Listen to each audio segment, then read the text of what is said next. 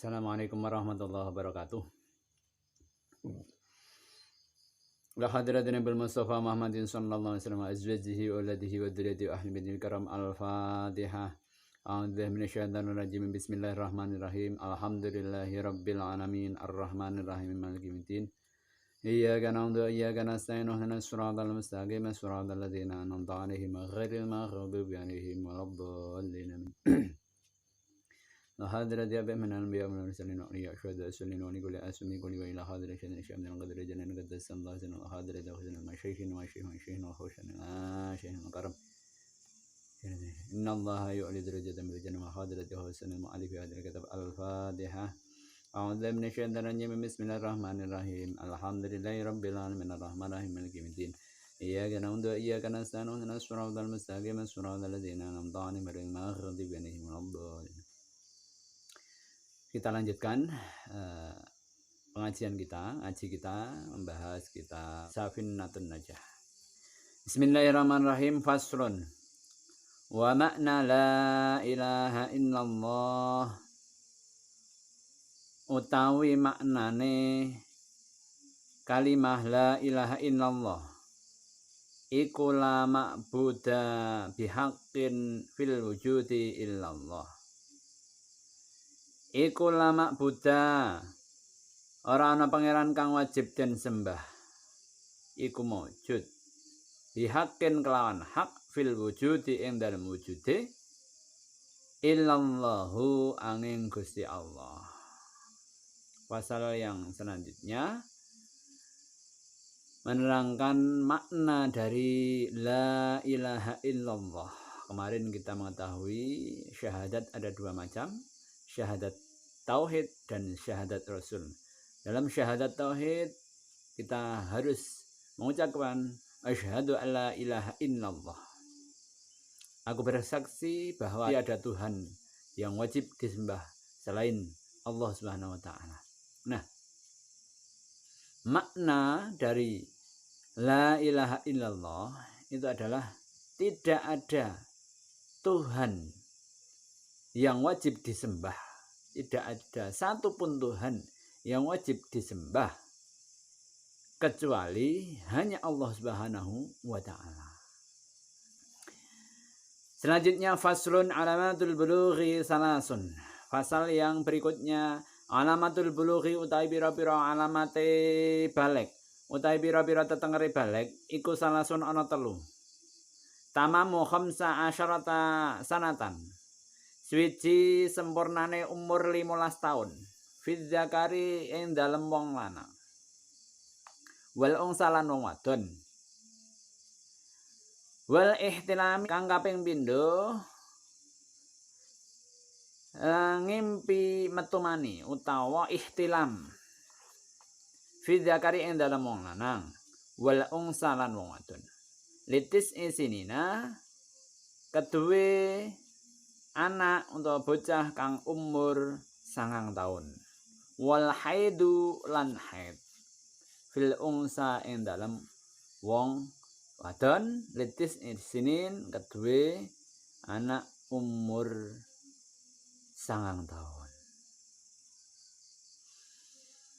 Pasal berikutnya menerangkan beberapa tanda atau ciri-ciri dari balik.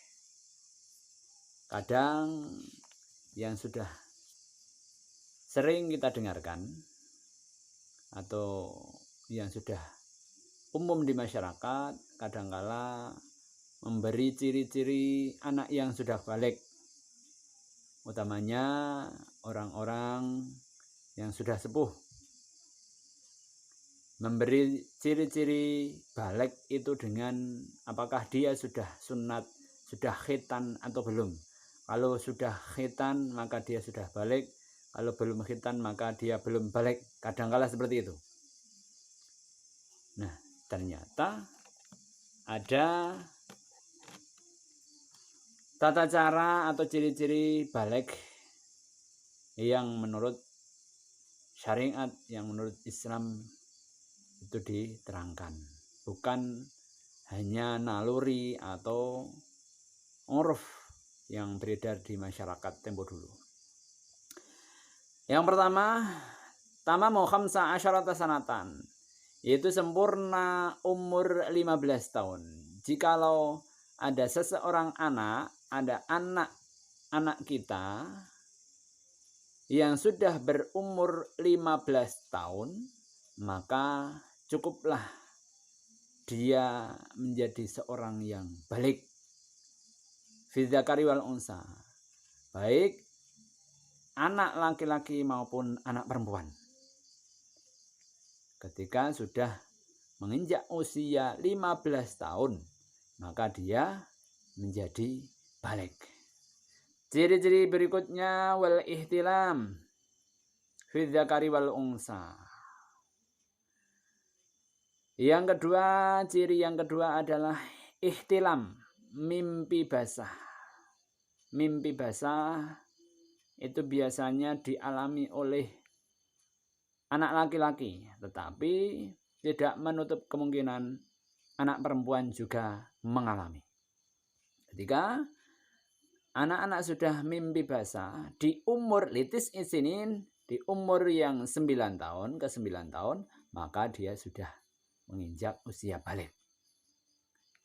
Ketika balik, maka dia sudah wajib sholat, wajib puasa, dan sebagainya. Ciri yang ketiga, wal haidu fil unsa.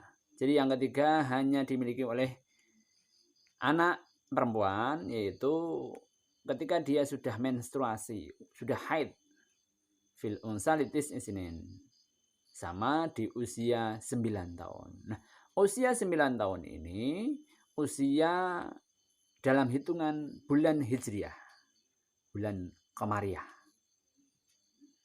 Sehingga ketika dihitung dengan bulan Masehi, maka akan ada selisih, ada jarak.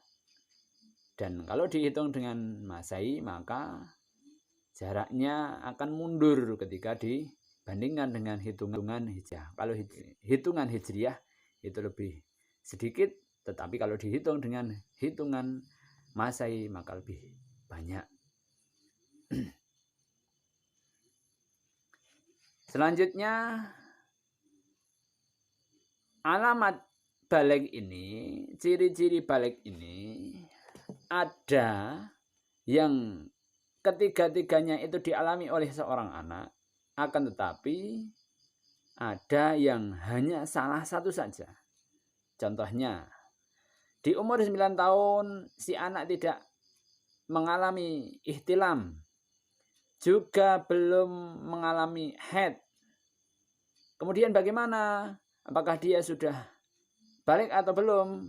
Ya, ketika sudah berumur 15 tahun, sempurna umurnya 15 tahun, maka otomatis dia sudah memasuki usia balik. Bukan lagi di 9 tahun. Kemudian, bagi seorang yang sudah mengalami ciri-ciri selain sempurna umur 15 tahun, ketika dia sudah ihtilam, dia sudah haid di usia yang 9 tahun, maka tanpa menunggu usia 15 tahun dia sudah balik. Jadi 3 ciri-ciri ini, 2 diantaranya mustarok bainar rijal wan nisa, dan yang satu hanya dimiliki oleh wanita atau perempuan, yaitu ciri-ciri haid tadi. Jadi ketika seorang anak sudah memasuki usia balik, maka dia sudah menerima kewajiban syariat agama Islam. Nah, lalu bagaimana caranya agar anak yang nanti ketika sudah balik, dia sudah bisa melaksanakan syariat agama Islam dengan baik? Maka sebelum menginjak usia balik, maka dia harus sudah dibiasakan untuk melaksanakan kewajiban-kewajiban tersebut. Kalau tidak dibiasakan sedini mungkin, maka ketika nanti sudah sempurna umur 15 tahun, maka akan susah sekali, sangat susah sekali. Baru ketika dia masuk usia balik kok baru belajar, maka sudah dipastikan kalau tidak susah dalam mempelajari maka akan sulit untuk membiasakan. Maka cara membiasakan dimulai dari dini, usia dini. Usia 1 tahun, 2 tahun. Kalau 1 tahun mungkin belum bisa, usia 3 tahun, balita lah. Maka dia harus sudah terbiasa melakukan syariat seperti sholat, puasa, dan sebagainya. Dengan cara bagaimana? Dengan cara mengajaknya. Kalau tidak diajak, hanya diperintah, maka dia tidak akan bisa. Karena seorang anak itu bisa melakukan sesuatu itu hanya menyontoh apa yang dilihat, menirukan apa yang dia lihat. Berikutnya bismillahirrahmanirrahim. Wasulun surutul ijza'i surutu ijza'il hajari samaniyatu. Utai pira-pira syarate cewek.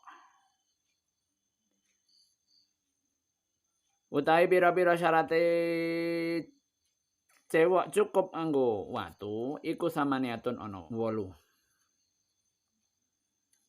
Adapun syarat-syarat kita boleh bersuci, boleh beristinja hanya dengan batu. Itu syaratnya ada 8. Apa saja syaratnya? Ayyakuna bisalah sati ahjarin. Ayyakuna seperti yen ta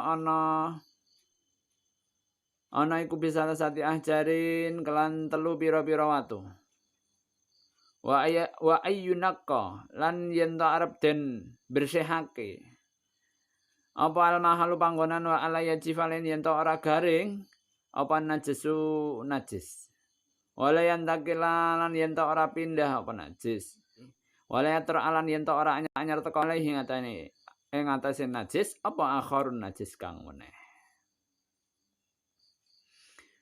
walaya jawizalan yen ta ora ngliwati apa najis safhatahu ing bokonge wong wa hasyafatahu lan hasyafai wong wala yusibahu lan yen ta ora ngenani ing najis apa maun banyu wa antakuna len yen ta ora ana wa antakuna len yen ta ana apa ahjaru pira-pira watu ana iku tahiratan suci. 8 syarat dari kebolehan kita beristinja menggunakan batu. Yang pertama yaitu harus disediakan 3 batu. Harus ada 3 batu atau 3 benda keras. Yang benda keras tersebut tidak bisa memindahkan atau bisa menghilangkan zatnya najis. Termasuk benda keras tersebut bukan benda yang dimuliakan, bukan benda yang digunakan secara umum. Batu boleh digunakan, tetapi kalau batu yang dimuliakan maka tidak boleh. Seperti contohnya muntu untuk menumbuk bumbu ataupun cobek, tidak boleh. Boleh juga menggunakan batu bata, tetapi batu bata yang sudah tidak digunakan dan batunya itu batu yang suci, tidak terkena najis. Yang pertama, dengan menggunakan 3 batu. Wa ayunaqal mahalu wa alajifan najisu. Yang kedua, wa ayunaqal mahalu lan arep den bersihake apa panggonane najis. Jadi najis yang berada di posisi tempat yang terkena najis tadi memang akan dibersihkan. Wa alayajifa najis yang mau dipindah, yang mau dibersihkan dengan batu ini itu bukan najis yang sudah kering. Artinya najis yang baru atau najis yang masih basah itu yang boleh dibersihkan dengan menggunakan batu tadi. Kalau sudah kering maka tidak boleh bersihkan dengan batu. Jangan menunggu kering. Nah, istilah istinja dengan batu orang Jawa menyebutnya peper. Kemudian walayan takila walayatra alaihi akhorun. Kemudian syarat yang berikutnya, najisnya tidak pindah tempat. Atau walayatra alaihi akhorun. Atau najis yang pertama, najis yang mau dibuang ini tidak tertimpa atau tidak ditambahi oleh najis yang baru datang. Contohnya misalnya ketika buang air besar, kemudian tidak ada air dan mau dibersihkan dengan batu, contohnya ketika di dekatnya ada kotoran ayam, ada kotoran binatang, kemudian menimpa najis yang mau dibuang, yang mau dibersihkan ini. Kemudian wala yujawiza safhatahu, najis yang mau dibersihkan, najis yang mau dibuang tidak boleh berceceran kemana-mana. Harus posisinya berada di tempat yang lumrah, tempat yang biasa kena najis ketika buang air. Wa hasyafatahu, dan hasyafahnya orang yang mau bersuci. Wala yusibahu ma'un, kemudian najis atau kotoran yang mau dibersihkan dengan batu ini belum terkena air. Kalau di situ ada air, nah otomatis ya nggak usah pakai batu, cukup dengan air saja. Ini solusi untuk seseorang yang beristinja di musim yang sulit air, di musim kemarau, di situ sulit air. Adapun air itu hanya mencukupi untuk menghidupi ternak saja. Selebihnya sudah tidak ada air lagi, atau ketika di suatu tempat yang memang jauh dari air, maka boleh menggunakan batu ini. Kalau di situ ada air dan airnya air yang suci dan mensucikan, air mutlak, maka ya nggak usah pakai batu. Kemudian wa antakunal ahjaru tahiratan, kemudian batunya yang digunakan harus dalam keadaan suci. Wallahu a'lam bishawab. Assalamualaikum warahmatullahi wabarakatuh.